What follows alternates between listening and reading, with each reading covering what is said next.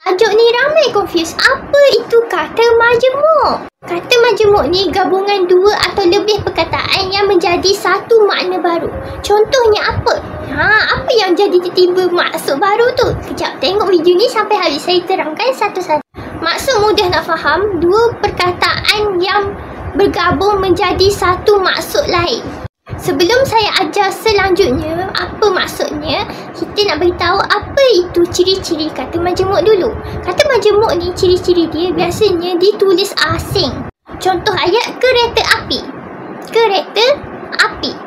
Bila diasingkan, perkataan tu jadi kereta maksudnya lain. Api, api. Tahu kan api? Kereta lah. Tapi bila digabungkan kereta api, dia jadi maksud lain.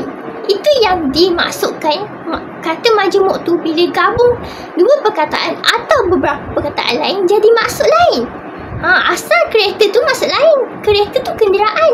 Api tu terbakar. Bila digabungkan kereta api, dia jadi lain maksud dia. Faham? Ciri yang kedua ialah tidak berubah ejaan bila menerima imbuhan. Contohnya nak tambah perkataan imbuhan ber, jadi berkereta api. Bukannya berkereta api-api. Dia tak berubah perkataan. Ada 3 jenis kata majmuk, iaitu majmuk bebas, majmuk mantap dan kata majmuk nama diri. Contoh yang pertama, kata majmuk bebas, iaitu gabungan biasa. Contohnya meja bulat, kereta api, rumah sakit.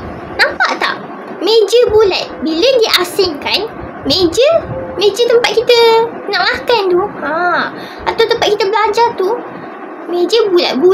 Bulat tu bentuk. Tapi bila digabungkan meja bulat, maksudnya lain. Maksudnya meja bulat ni satu perbincangan atau mesyuarat.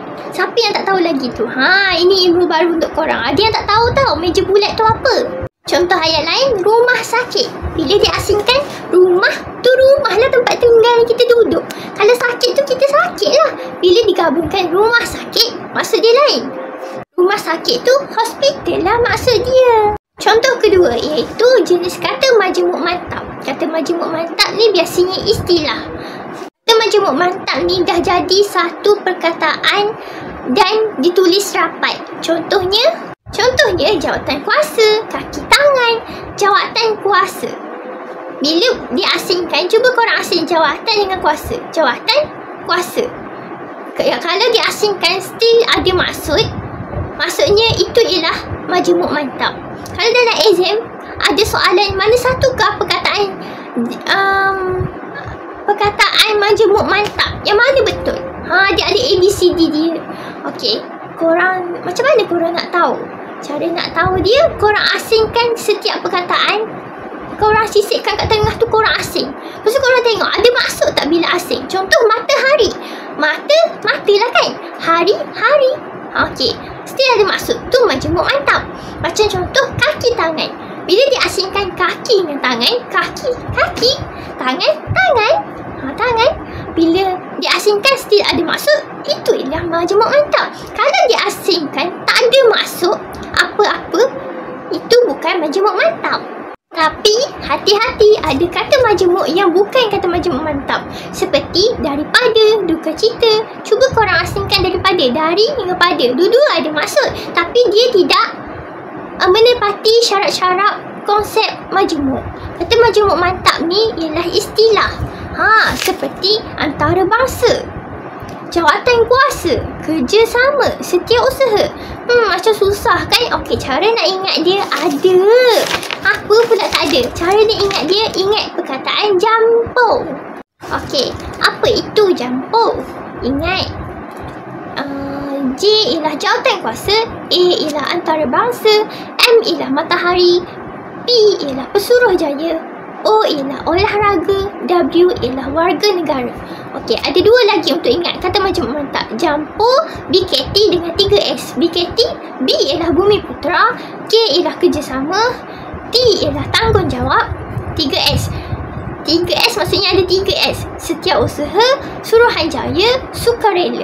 Itu antara akronim untuk ingat kata majmuk mantap. Tak payah cari yang lain dah. Tu je. Ingat tu je. Hafal kata akronim ni. Hafal akronim ni tau. And last sekali ialah kata majemuk nama diri. Kata majemuk nama diri ni ialah nama khas. Dia menggunakan huruf besar pada awalan kata. Contohnya Taman Melati. T huruf besar, M huruf besar. Yang lain kecil. Taman Melati. Sebab apa? Dia ialah nama khas. Contoh lain, Sungai Petani, Kuala Lumpur. Boleh tengok pada slide yang saya berikan ni.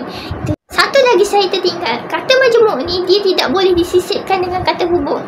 Okey, dalam exam dia akan tanya mana satu kata majemuk. Korang confused sebab korang baca semua macam kata majemuk. Okey, kata majemuk ni dia tidak boleh disisipkan dengan kata hubung. Okey, contohnya dalam exam tu dia adalah ABCD, lebuh raya, tengah hari, pinggang mangkuk, air suam. Cuba korang sisipkan dengan kata hubung seperti dan di tengah ayat, atau yang, atau untuk. Lebuh dan raya, tengah dan hari. Ni lebuh dan raya, tengah dan hari, dia tak boleh sisipkan. Maksudnya yang ni kata majemuk. Tapi contoh pinggang mangkuk, pinggang dan mangkuk, tak pelik kan? Dua-dua dia macam masuk kan? Itu bukan kata majemuk. Contoh perkataan air suam, bila disisipkan kata hubung seperti yang, air yang suam, ada maksud kan? Jadi itu bukan kata majemuk korang. Macam lebuh raya tadi, lebuh dan raya, macam pelik je apa yang rayanya. Tengah dan hari, apa yang tengah dengan harinya? Jadi itu ialah kata majemuk sebab dia tak boleh disisipkan dengan kata hubung.